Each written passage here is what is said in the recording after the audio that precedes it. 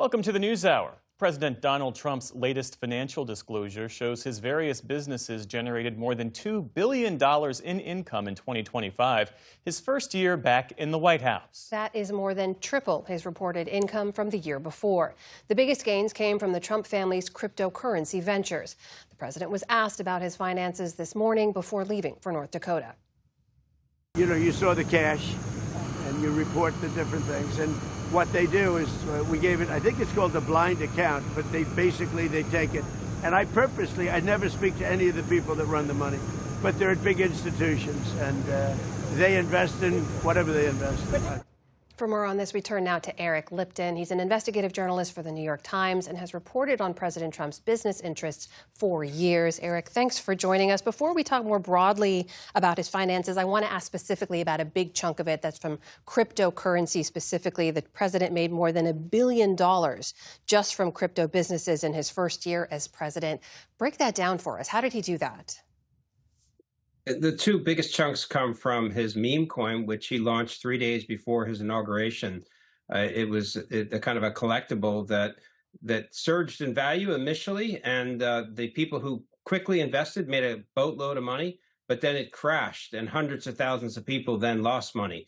Trump made, hundreds of millions of dollars from that gamble that he asked people to follow him on, and many of his followers ended up as losers. The second big chunk of revenue comes from World Liberty Financial, a company that he and his sons started in October of 2024. That company is now one of the biggest issuers of what's called stable coins in the world. And it was bought secretly, half of it, by the United Arab Emirates in January of 2025, just as he was being sworn in to be president.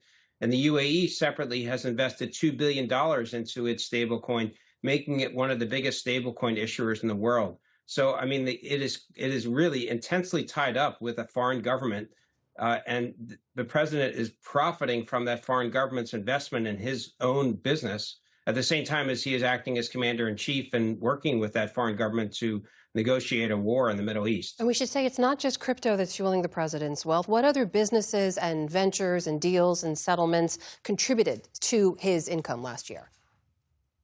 I mean, there are new real estate deals in the Middle East, in Vietnam, in Romania, in the Maldives. He's struck a bunch of deals that include some deals that are actually with foreign governments, like the government of Saudi Arabia and in Qatar as well.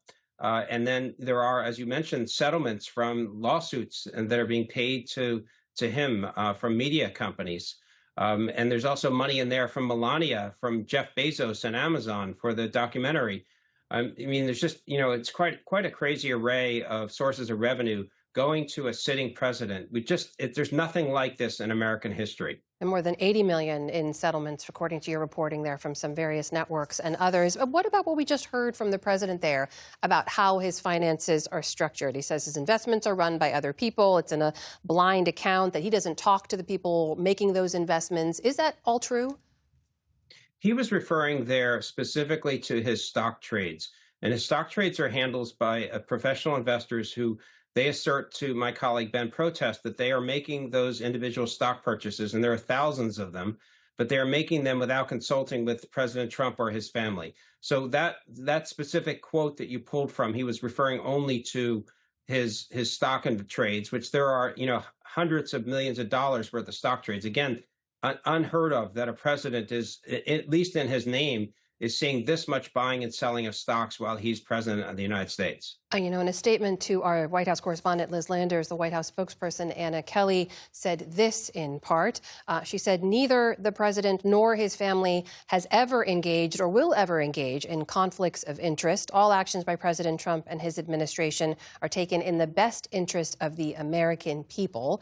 Eric, I guess the big question here is, if Mr. Trump was not president, could he or would he have made the same amount of money that he did?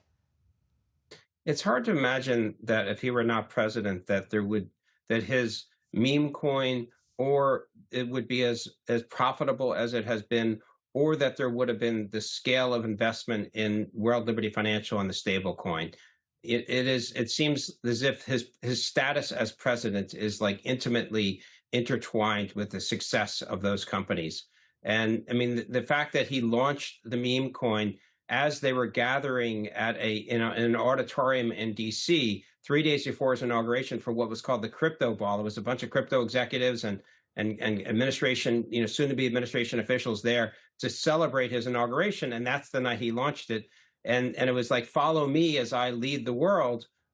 These things are so intertwined. I think it's hard to imagine he would have made as much money. He's never made this much money in his entire life as he's made in this 1 year. So I think that's part of your answer right there. And in less than a minute or so we have left, how does that compare to how past presidents have handled their finances while in office? Again, anything remotely like this from any president in the history of the United States. Other presidents, for the most part, have attempted to disassociate themselves from investments that could create conflicts of interest. Famously, Jimmy Carter put his peanut farm into an independent trustee. Lady Bird Johnson sold off radio stations. Hired an outside lawyer to run radio stations when her husband became president after Kennedy was killed. I mean, again and again, we see, George W. Bush sold his stake in the Texas Rangers. We see presidents who are looking for ways to avoid conflicts, whereas President Trump has embraced all kinds of new businesses that bring conflicts. Eric Lipton, investigative journalist for the New York Times, joining us tonight. Eric, thank you so much. Thank you.